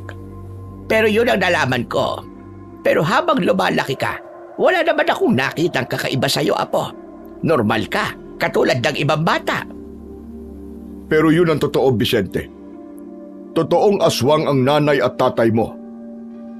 Ganun na lamang ang gulat ko sa sinabi ni Kapitan Alba. Pinatunayan niyang aswang ang mga namatay kong magulang. Hindi na yun ikinagulat ni Lola Gloria. Pero mula nang alagaan at palakihin niya ako, ay wala siyang nakitang anuman na makapagpapahiwatig na may lahi akong aswang. Kaya labang, hindi ko kinakitaan si Vicente ng pagiging aswang habang siya ay lumalaki. Dahil ibang tao ang nag-alaga at nagpalaki sa kanya. Ni minsan, ay hindi siya nakatikim ng pagkain o inumin ng pagiging aswang, kaya hindi nabuhay at naging aktibo sa sistema niya ang dugo ng aswang. Pero naramdaman yun ng mga aswang na naninirahan dito sa Baryo Bagoo. Dahil ang pagdating dito ni Vicente ay nagpalakas sa pagiging aswang nila. Katulad ko, naramdaman ko sa sarili ko ang lakas. Kaya nga, dapat kitang protektahan sa kamay ng mga taong nagpaplano sa iyo ng masama. Ho? Ano pong ibig niyo sabihin, Kapitan? Isa po kayong aswang? Oo, Vicente. Magkauri tayo. Kaya simula pa lang ay naging magaan na ang loob ko sa iyo. Dahil naramdaman ko yon na makita kita. Lukso ng dugo sa pagiging aswang. At hindi lang pala tayo magkauri, kundi naging matalik kong kaibigan ang mga magulang mo. Kaya dapat lang na sa pamamagitan mo ay ipagpatuloy ang lahi ng aswang na palalaganapin natin dito sa baryong pinamumunuan ko. Hindi ko gusto ang pinaplano mo, Kapitan. Gagamitin mo ang apo ko. para lalo pang lumakas sa mga aswang na narito sa baryo. Sa pagtungtong pa lang ni Vicente dito, naramdaman na ng mga kauri naming aswang ang pagbabago ng kanilang lakas. At ikaw ang nagdala nun dito, iho. Dahil nananalaytay yon sa mga dugo mo na nagpapainit sa aming sistema. Kaya hindi nagkataon lang ang pagdating mo rito. Dahil yun ang itinakda. Hindi maaari, Kapitan. Hindi ako papayag. Wala ka na magagawa pa, Aling Gloria. Dahil nagsisimula na ang mga kauri ko sa kanilang paggasik ng lagim. Katunayan, marami na silang naging biktima at madadagdagan pa yon. Kung ganun, alam niyo po, Kapitan, kung sino po may kagagawan ng pagpatay? Oo. Sabi ko nga mga kauri ko, kauri natin. At ang ginagawa kong pagroronda ay isang malaking palabas lamang. Dahil mismong ang mga tanod na nagroronda ay mga aswang na pumapatay. Napakasama niyo, Kapitan. Hindi ako papayag na maging masama ang apo ko. Oo nga't may dugo siyang aswang, pero pinalaki ko siyang mabait. At hindi kayang gumawa ng masama, lalo na ang pumatay. Dahil ayoko na maging halimaw siya. Pero hindi mo mababago ang katotohanan sa pagkatao niya. Lalabas at lalabas ang tunay mong pagkatao, Vicente. Ayoko, Kapitan. Hindi maaaring maging kasama niyo ako para pumatay. Ako bahala sa iyo, Apo. Hindi ko hahayaan na binabalak ng kapitan ninyo na isa palang aswang. Walang maaaring humadlang sa nakatakda, Aling Gloria. At kung magpupumilit kang humadlang, pasensya na. Dahil mapipilitan akong unahin ka. Tumayo si Kapitan sa harap namin ni Lola Gloria. Kitang-kita ko ang unti-unting pagbabago ng kanyang anyo at pagiging isang nakakatakot na aswang. Diyos ko, huwag mong pakikialaman ng lola ko, Kapitan! Huwag ka lalapit! Pasaway ang lola mo. Gusto niyang hadyagan ang dapat mangyari. Hindi ka niya maaaring ipagdamot dahil kauri ka namin at yun ang nararapat sa'yo. Ang sumama sa amin bilang isang aswang at sundin ang nais ng pamarang dugo ng iyong mga magulang. Hindi ikaw ang masusunod, Kapitan, kundi kung ano ang gusto at kung ano ang tama para sa apo ko. At hindi ako natatakot sa iyo, damuho ka! Mula sa suot na saya ay may kinuha si Lola Gloria na panyo. Nakabuhol ang panyo at agad nakinalag ang pagkakabuhol nito. Lumitaw sa binuksang panyo ang isang bagay na tila itim na buto. Sige, subukan mo sugaban ako, Kapitan, at may paglalagyan ka! Biglang napaurong ang aswang na si Kapitan Alba nang makita ang itim na bagay na nasa panyo ni Lola Gloria. Mula sa bagay na yon ay may itim na usok na lumalabas na hindi nagugustuhan ng aswang. Kaya tila naliligalig itong tumakbo palabas ng kubo at hanggang magtungo sa kakawyan. Kakaiba ang pagiging aswang ni Kapitan Alba. Hindi lang sa gabi ito may kakayahang magbago ng anyo, kundi kahit anumang oras, araw man ito o gabi. Nang makalayo na ang aswang, ay napanatag ang loob ni Lola Gloria. Subalit ang kalooban ko ay naguguluhan. Nahihirapan pa rin akong tanggapin ang katotohanan tungkol sa aking pagkatao. Nasa dugo ko ang pagiging aswang. Yun ang pinatunayan ni Kapitan Alba. Kaya naiintindihan ko na ngayon ang tingin sa akin ng ibang taga-baryo. Marami pala sa mga taga-baryo Bagoo ang mga aswang. Kasama na roon ang ibang pinupuntahan ko para singilin. Kaya pala, ganon ang nararamdaman ko kapag nakakausap ko sila. Hindi ko dati yung kayang ipaliwanag sa sarili ko. Subalit ngayon ay naging malinaw na sa akin ang lahat. Galing, Lola Gloria. Natakot si Kapitan sa itim na bagay na nasa panyo nyo. Mutya ng buto ng kasoy pag ginamit ko, Apo. Isang kulay itim na buto ng kasoy na magagamit na pangontra sa mga aswang. Maaari ding gamitin para labanan sila. Isang anting-anting. Buti na lang at meron kayo niyan. Pero bakit walang epekto sa akin ng mutya na sinasabi nyo? Samantalang isa rin po akong aswang, gaya ng sinabi ni Kapitan. Dahil hindi pa lubusang nabubuo sa iyo ang pagiging aswang. Dahil sabi nga ni Kapitan, kahit minsan ay hindi ka pa nakakakain ng pagkain ng isang aswang, maging ang uminom ng sariwan dugo. Kaya nakokontrol ang sistema ng katawan mo na maging aswang ka. Isa pa maliit ka pa ay lagi kitang dinadala sa simbahan at ipinagdarasal ko sa ating Panginoong Hesus na lumaki kang mabuting tao at hindi ka pagtagumpayan ng kadiliman. Malamang, yun nga po ang dahilan, Lola Gloria. Pero ayoko po magpatuloy sa kanilang kasamaan ng mga aswang po dito. Abay dapat lang. Kaya kailangan mahadlangan ang anumang plano ni Kapitan Alba. Hindi sila dapat magtagumpay at pagharian ng kasamaan ang baryong ito. Kailangan harapin po natin si Kapitan. Samantala, nang makauwi si Kapitan Alba sa kanyang bahay, ay alam kong masama ang kanyang loob. Dahil nabigo siyang kumbinsin ako. Hindi rin yun papayagan ni Lola Gloria na mangyari. Ayaw niyang maging ganap akong aswang at gamitin nila. Buwisit! Buwisit! Hayop na matandang yon. Kung ano-anong sinasabi. Kailangan ng aming lahi ang lakas ni Vicente. Nasa dugo niya ang malakas na uri ng aswang na gaya ng kanyang mga magulang. Kailangan pakinabangan namin siya.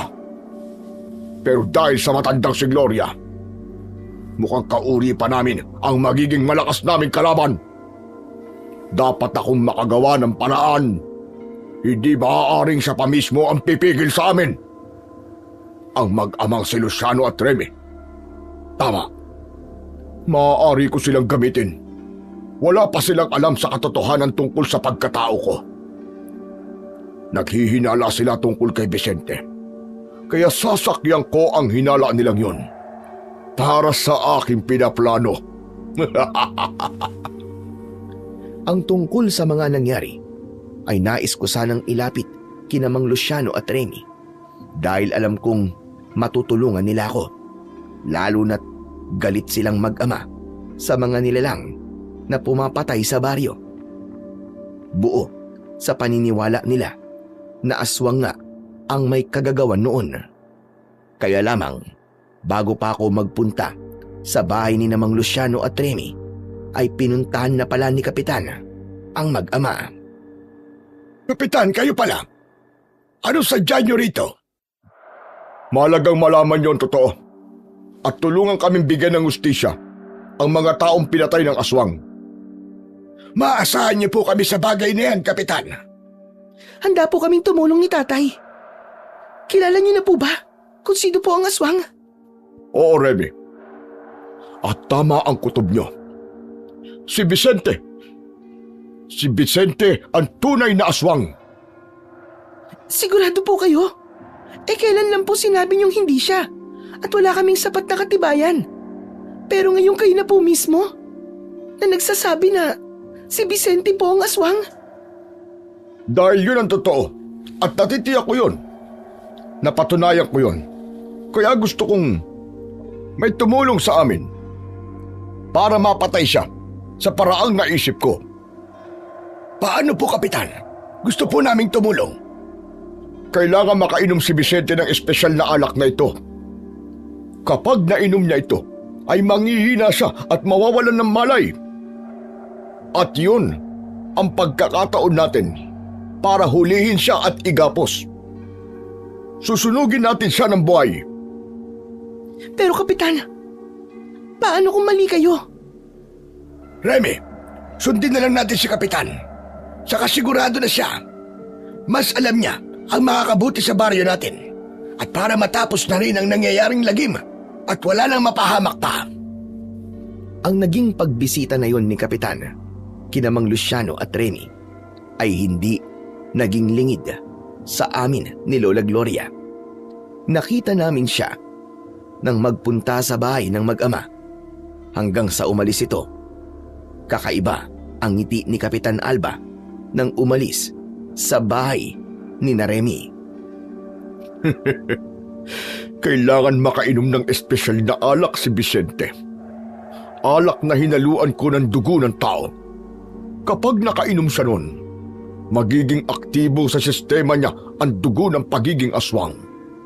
Kaya wala siyang ibang pagpipilian, kundi ang maging ganap na rin na aswang at sumama sa amin. Baka nga siya pa ang pumatay sa kanyang Lola Gloria kapag patuloy itong nakialam. Dahil hindi lang katawan ni Vicente maaaring magbago, kundi pati na rin ang takbo ng kanyang pag-iisip. Bago pa tuluyang umalis si Kapitan Alba, ay sumulyap muna ito sa bahay ni Remy. Alam kong umaasa ito na magtatagumpay ang kanyang plano. Nang makalayo na si Kapitan, ay saka naman kami nagpunta sa bahay ni Remy. Maaliwala sa mukha niya at wala na noon si Mang Luciano na lumabas daw ng bahay. Ipinakilala ko si Remy sa aking Lola Gloria. Dahil nagduda ako sa ginawang pagpunta ni Kapitan Alba sa bahay ni Remy, kaya hindi na ako nag-aksaya pa ng oras. Tinanong ko si Remy. Hindi naman inilihim ni Remy ang napag-usapan nila ni Kapitan dahil alam kong hindi pa rin siya naniniwala sa sabi-sabi ng mga tao tungkol sa akin. Sinabi ni Kapitan na ako ang aswang na pumapatay. Oo, Vicente. Heto nga, may ibinigay na alak na dapat daw ipainom sa'yo. Talagang hindi ka natitigilan na po. Patingin nga ng alak na yan, Iha. Ibinigay ni Remy ang alak kay Lola Gloria. Inalog at pinagmasdan niyang mabuti yun. Inalis ang takip ng bote at inamoy yun ni Lola. Napailing siya nang maamoy ang laman ng bote. Hindi ito basta alak lang. Hinaluan ito ng dugo ng tao. Hindi ako maaaring magkamali. Ano po? May halong dugo ng tao? Oo, kaya dapat itapon ito. Lumabas ng bahay si Lola Gloria at ibinalibag sa gawing damuhan ang bote ng alak. Tumama ito sa matigas na bagay at nabasag. Siya namang pagdating ng tatay ni Remy na si Mang Luciano. Remy, anong ginawa mo? At hinayaan mong itinapon na matandang yan ang alak na bigay ni Kapitan?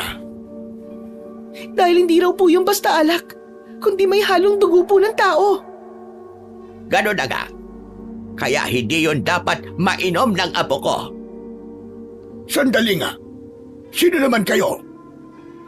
Siya po ang Lola Gloria ko, Mang Luciano.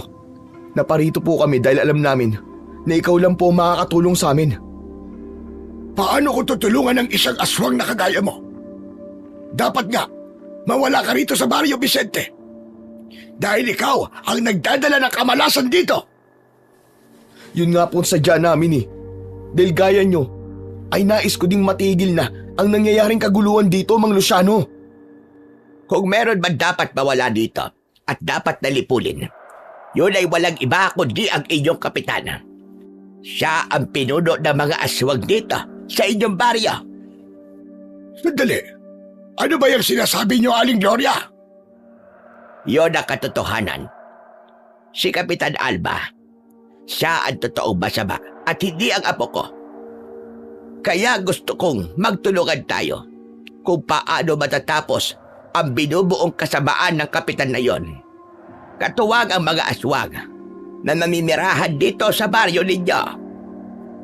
Si Kapitan Alba, ang pinuno ng mga aswang. Diyos ko, kung ganon, may kinalaman siya sa mga nangyayaring patayan. Ganun na nga po, Mang Luciano. Kaya si Kapitan ang siyang dapat na mawala dito para matapos na rin ang lagim dito sa baryo. Tama pala ang naging pagtugon ng langis. Dahil kumulo ito nang mapalapit kay Kapitan Alba. Isa nga pala siyang aswang. Kaya lang, ikaw man, Vicente, paano mo may papaliwanag ang pagkulo ng langis nang mapalapit ka rito?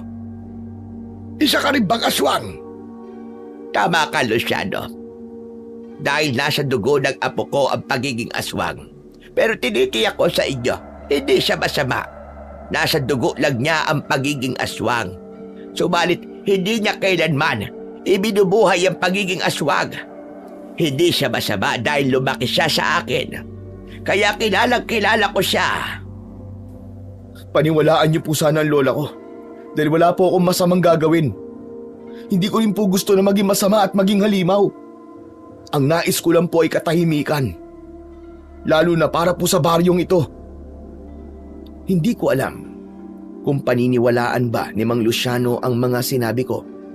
Pero kailangang mapaniwala ko siya dahil kailangan kong makasama siya sa pagharap sa mga masasamang nilalang. Maniniwala lamang ako kung magiging kakampi kita para harapin ang tunay na aswang. Opo, Mang Luciano. Katunayan nga, ibinigay po sa akin ni Lola Gloria ang mutya po ng kasoy para gamitin laban sa mga aswang. Tamang-tama. Ako man ay may taglay ding mutya. Mutya ito mula sa tumbong ng nyog na galing pa sa mga ninuno ko na may laing mababangis na antingero at manunugis. Kaya nga meron din akong langis na maaaring tumukoy ng isang aswang. Tama lang na magtulungan kayong dalawa. Kung ikaw pala ay may lahing manunugis at antingero. May naisip akong paraan na gagawin natin, Vicente. Ano po yun, Mang Luciano? Dahil nakumbinsi na namin ni Lola si Mang Luciano, kaya siya na mismo ang umisip ng kaparaanan kung paano namin haharapin ang pinuno ng mga aswang na si Kapitan Alba. Ginamit niya ang naging kasunduan nila ni Kapitan para gawin ang naisip na plano. Kaya mag-isa siyang nakipag-usap kay Kapitan Alba. Inaasahan kong may dala kang magandang balita, Luciano. Kaya nga nagpunta ko rito, Kapitan. Nagawa niyo na ba sinabi ko? Napainom niyo na ba kay Vicente ang espesyal na alak? Hindi pa. Dahil si Remy ang gagawa nun. Sa kanya ko yun ipinaubaya. Kayang-kayang gawin yun ng anak ko. Dahil alam kong malapit sila sa isa't isa. Dapat na siyang makainom sa lalong madaling panahon, Luciano. Huwag kang mag-alala, Kapitan. Maaaring sa pagkakataong ito ay naroon na sa bahay ko si Vicente at baka gumagawa na ng paraan si Remy para mapainom sa binata ang espesyal na alak na ibinigay mo. Tama-tama. Maaari kayong sumama sa akin pagdating natin doon. Baka wala nang malay si Vicente. Susunod na lamang ako, Luciano. Meron pa akong dapat gawin. Mahalagang makausap ko sila. May mga kakausapin kayo? Oo, ang mga tanod. Para sila ang tuluyang tatapos kay Vicente. Nauna nang umalis si Mang Luciano. Hindi alam ni Kapitan na si Mang Luciano ay isang manunugis at malupit na antingero. Iniwan niya na si Kapitan Alba. Habang papalayo si Mang Luciano ay sinundan pa ito ng tingin ni Kapitan. Makahulugan ang ngisi nito. Pagdating namin ng mga tanod sa bahay ni Luciano at nakainom na si Vicente ng alak na may halong dugo, katiyakan na yon ng pagiging ganap niyang aswang. Wala nang makakapigil pa sa amin. At sina Luciano, malamang sila pa ang magiging unang biktima ni Vicente. Maaari din namang makakuha ko ng dugo mula kay Vicente. Kapag nainom ko ang dugo galing sa kanya, mas magiging malakas ako dahil maisasalin sa akin ang dugo ng malakas na aswang mula sa kanyang mga magulang. Kaya mas magiging makapangyarihan ako. Nagbalik na si Mang Luciano sa kanyang bahay kung saan ay naghihintay kami. Ipinaalam niya sa amin ang napag-usapan nila ni Kapitan Alba. Kaya natitiyak kong kasama nga nito ang mga tanod na katulad niya na mga aswang. Habang naghihintay kami sa pagdating nila, ay muli kaming bumuo ng magiging plano.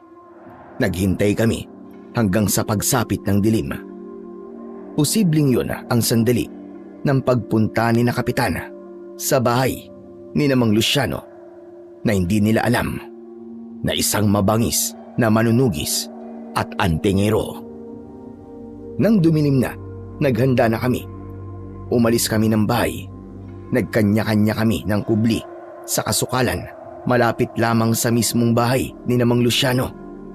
Yun ang napagkasunduan naming paraan dahil hindi rin namin alam kung ano ba talaga ang binabalak gawin ni na Kapitan Alba.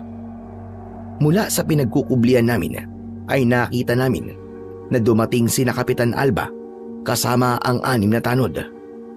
Pilim-pili ang mga ito dahil malalaki ang mga katawan. Magkasama sina Lola Gloria at Remy at malayo sila sa kinaroroonan namin ni Mang Luciano. Kami ni Mang Luciano ang magkasamang nakamasid sa grupo ni Kapitan Alba. Nakikiramdam kami sa gagawin nila. Luciano! Luciano! Kapitan, nakasara ang bahay. Parang walang tao ah. May usapan kami. Kaya alam ko narito si Luciano. Pero tahimik ang loob ng bahay eh. Narinig namin ang paulit-ulit na pagtawag ni Kapitana.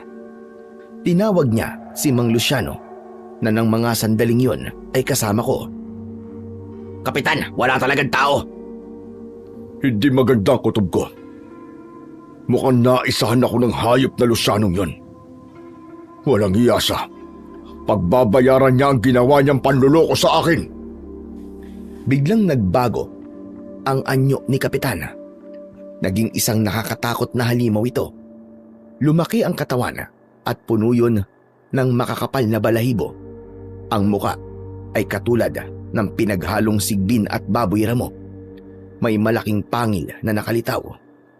Galit na binalya ni Kapitan Alba ang pintuan ng bahay ni Mang Luciano hanggang sa mawasak. Pinasok niya ang bahay pero wala siyang nakitang anuman sa loob. Kaya galit na lumabas. Wala rito si Luciano at wala rin dito si Vicente na sabi niya ay dadalhin niya. Hindi ako papayag na malinlang nila. Magbabayad sila. Mga kasama, hanapin natin sila. Kailangan makuha natin si Vicente sa kahit na anong paraan. Dinig na dinig namin ni Mang Luciano ang pagwawala ng pinuno ng mga aswang. Nagulat na lamang ako sa biglang ginawa ni Mang Luciano. Hindi ko na siya nagawang pigilan pa. Bigla siyang nagpakita kay Kapitan Alba. Ako ba ang hinahanap mo, Kapitan Alba? Manloloko ka, Luciano. May usapan tayo. Paiinumin mo ng espesyal na alak si Vicente. Alam ko na ang totoo, Kapitan Alba. Hayagan mo na rin ipinakita sa akin ang tunay mong pagkatao. Ang iyong pagiging aswang. Nagkamali ka na kinalaban. Ipapatikim ko sa iyo ang galit na mga aswang. Mga kasamang tanod, sugurin ang walang yan. Unahin na siyang patayin at pagsaluan ang kanyang laman. Ikaw ang nagkamali na kinalaban. Hindi mo alam na isa kong malupit na antingero at manunugis. Bigla na ring nagbago ang anyo ng mga tanod. Naging nakakatakot na aswang din sila. Agad silang sumugod kay Mang Luciano na ng mga sandaling yon ay nakahanda. Hawak niya ang isang palakol habang taglay sa katawan niya ang mutya mula sa tumbong ng nyog na minana pa niya sa kanyang mga ninuno na antingero. Sa ginawang pagsugod ng mga tanod na aswang kay Mang Luciano ay agad silang sinalubong ng matandang antingero. Iniharap sa mga ito ang kanyang hawak na palakol. May aswang na naputulan ng braso, may tinamaan sa ulo, subalit nanatiling buhay at patuloy na lumalaban. Sadyang may kakaibang lakas ang mga aswang na sumugod kay Mang Luciano. Nang makita ko na nanganganib si Mang Luciano, ay napilitan na rin akong lumabas para tulungan siya. Kaya nakita na rin ako ni Kapitan Alba. Andito ka rin, Vicente! At kinampihan mo pa si Luciano! Oo, Kapitan. Dahil sa panig ako ng kabutihan. Nasa dugo mo ang pagiging aswang. Sa amin ka dapat pumanig. Nahihibang ka na ba? Hindi ako nahihibang. At hindi ko gagawin yung sinasabi mo. Kaya uunahin kong patayin ang mga kasama mong tanod bago pa mapahamak si Mang Luciano. Hindi mo gagawin yan. Hindi mo maaaring patayin ang mga kauri mo. Kaya kong gawin yon. Dahil sabi ko nga sa'yo, hindi ko kayang tanggapin ang pagiging aswang. Bago pa tuluyang mapahamak si Mang Luciano, ay sinugod ko na ang mga tanod na aswang. Gamit ko ang patalim na ipinagamit sa akin ni Mang Luciano at inatake ko sila. Kaya naman, sa maikling sandali lang, ay nagawa ko silang talunin. Kaya ang isinunod ko ay si Kapitan Alba. Hindi, Vicente. Huwag ka lalapit. Bakit? Naduduwag ka ba sa akin, ha, Kapitan? Sige, magkasubukan tayo ngayon. Hindi maaari. Sa bawat takbang ko, papalapit kay Kapitan Alba, ay umuurong naman siya sa akin. Natatakot siya na tila nababahala na atakihin ko. Ano, Kapitan? Naduduwag ka ba?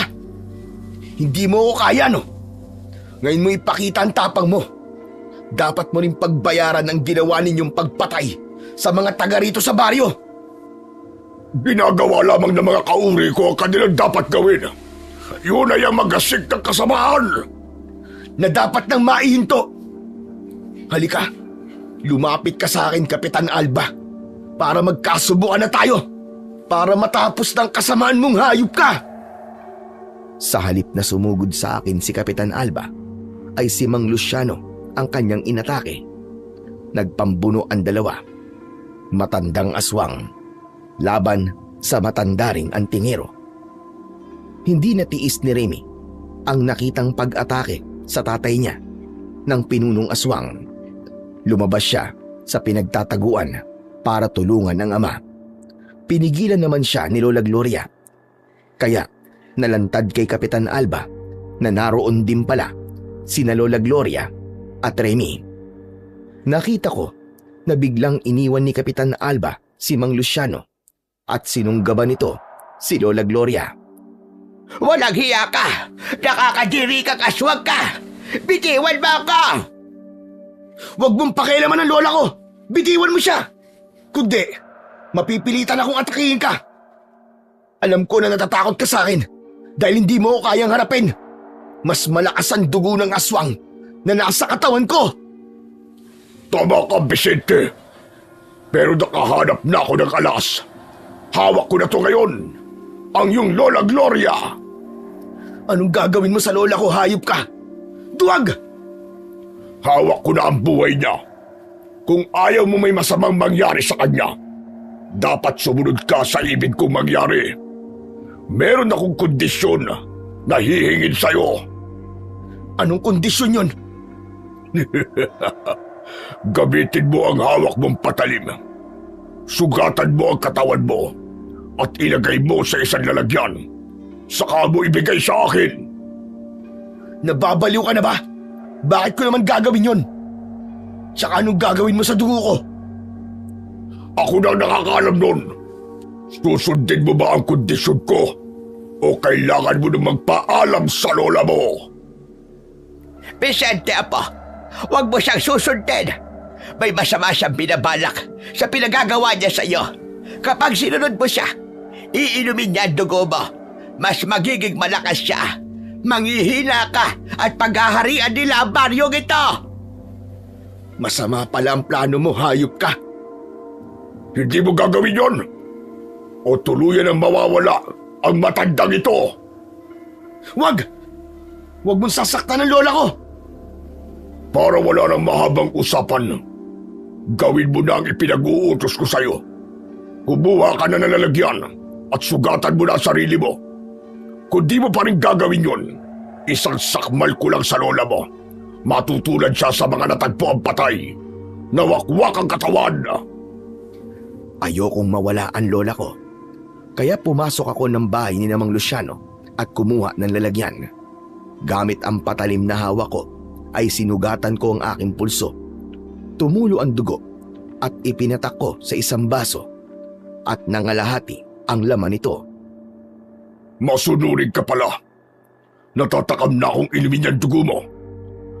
Para pakinabangan ko na rin ang lakas sa loob mo. Ibibigay ko to sa'yo kung pakakawalan mo ang lola ko. Apo, huwag mo sundin ang aswang na ito. Pagsisisihan mo kapag ibinigay mo ang dugo mo sa kanya. Naghihintay ako, Vicente. Lola, hindi ko kaya mapahama ka. Kaya kahit ano gagawin ko, hindi man kita totoong lola. Mahal na mahal kita, Lola Gloria. Alam ko na naging napakabuti mong lola. Hindi mo ako pinabayaan at minahal mo ako. Ayoko pong mawala kayo. Pero hindi dapat magpatuloy ang kasamaan ng mga aswang at maging malakas ang kanilang pinuno. Hindi na baling mawala ako. Basta matapos lamang ang kasamaan nila. Ikaw lang ang maaaring tumapos doon. Hindi ko alam ang aking gagawin. Naguguluhan ako sa dapat kong piliin. Mahal ko si Lola Gloria at ayokong mapahamak siya. Pero gusto ko ring matapos na ang kasamaan ni na Kapitan Alba. Kailangan ko lang magdesisyon. Pinili ko ang pagmamahal sa aking lola. Heto! Kunin mo ang baso ng dugo ko at pakawalan mo na ang lola ko, hayop ka! Iniabot ko kay Kapitan Alba ang baso ng dugo ko. Binitiwan niya rin si Lola Gloria. Subalit bago pa mahawakan ni Kapitan ang baso, ay inihagis ni Mang Luciano at pinalipad sa ere ang hawak niyang palakol. Asintado ito, kaya tumama ang palakol sa basong hawak ko, kaya nabasag yun. Kumalat ang dugo sa hangin bago tuluyang pumatak sa lupa. Hindi pwede ito! Ang dugo! Nilamulamutak ni Kapitan Alba ang dugo sa lupa. Ngunit isang dugo ay wala siyang natikman. Ganun na lamang ang panghihinayang niya. Saglit na nawala sa kanyang wisyo ang pinunong aswang. Natulala ito, saka sinamantala ko ang pagkakataong yon upang atakihin siya. Maigpit kong hawak ng mga sandaling yon ang patalim. Kaya ginamit ko yon upang ibaon sa katawan ni Kapitan. Ilang ulit kong itinusok yon. Nagwala at sumigaw si Kapitan Alba na totoong nasasaktan. Nang bumulagta ito ay nakita kong nakabuka ang kanyang bibig. Kaya kinuha ko ang mutya na ibinigay sa akin ni Lola Gloria na nasa bulsa ng suot kong pantalon. Ipinasok ko yon sa bibig ni Kapitan. Nagkikikisay ang katawan nito hanggang sa unti-unting lumubo ang katawan hanggang sa tuluyang sumabog. Sa pagkalusaw ng katawan ni Kapitan Alba, lumapit sa akin si Lola Gloria kasama si Remy. Lumapit na rin si Mang Luciano para magpasalamat.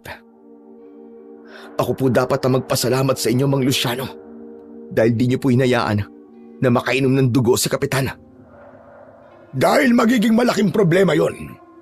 Pero naiintindihan kita kung bakit mo nagawa yon. Dahil yon sa pagmamahal mo sa iyong lola. Tama po kayo. Hindi ko po kayang mawala si Lola Gloria. Salamat sa iyo, Apo. Napatunayan ko kung gaano ako kahalaga sa iyo. Pero Tay, sa kabila ng mga nangyari, hindi pa rin natin maaalis na may dugo pa ring aswang si Vicente. Agmutya ng tumbong ng nyog. Yun ang tuluyang makakagamot sa kanya. At handa ko yung ibigay kay Vicente para tuluyan ng mawalan ng bisa sa katawan niya ang dugo ng aswang at ganap nang maalis yun. Gagawin mo yon para sa apo ko, Luciano? Oo, Gloria. Dahil alam kong yun din ang nais ng anak ko. Hindi man siya nagsasabi sa akin. Alam ko na may pagtingin siya kay Vicente at dama kong ganun din si Vicente sa aking anak. Nagkatinginan kami ni Remy. Isang matamis na ngiti ang lumitaw sa labi niya. Sapat na ang ngiting yun para maintindihan ko ang ibig niyang ipahiwatig. Tama si Mang Luciano sa sinabi niya. Kaya pagkatapos ng mga nangyari, ay magkakaroon na rin ako ng pagkakataon para mahalin si Remy at ganun din siya sa akin. Salamat naman sa aming kumpanya. Puno man ng dahilan ang pagkakapadpad ko sa Baryo Bagoo, kung para nga ba yun sa trabaho ko o dahil doon sa malalaman ko ang tungkol sa tunay kong pagkatao at matatagpuan ang babaeng pupuno sa aking buhay. At doon din mag-uumpisa ang panibagong yugto ng buhay ko na isang mahusay na antingero. Ngunit anuman ang dahilan, masaya ako sa naging bunga nun. Salamat Sir Blair sa pagbibigay daan mo sa aking kwento. At sana may natutunan kayo na magandang aral. Ang bawat nangyayari sa atin, mahirap mang ipaliwanag, pero madalas ito ay nakatadhana. Kaya ipagpasalamat na lang natin, lalo na kung ito'y umayon sa nais nating mangyari para sa kapayapaan ng ating buhay. Maraming salamat po sa walang sawa niyong pagsuporta at pakikinig sa aking mga YouTube channel. Huwag niyo rin pong kalimutang mag-subscribe at i-hit ang notification bell para sa mas marami pang makapigilininga na mga kwentong aswang at katatakutan mula sa mundo ng kababalaghan. Hanggang sa muli po at pagpalain kayong lahat ng ating dakilang Diyos na siyang pinakamakapangyarihan sa lahat.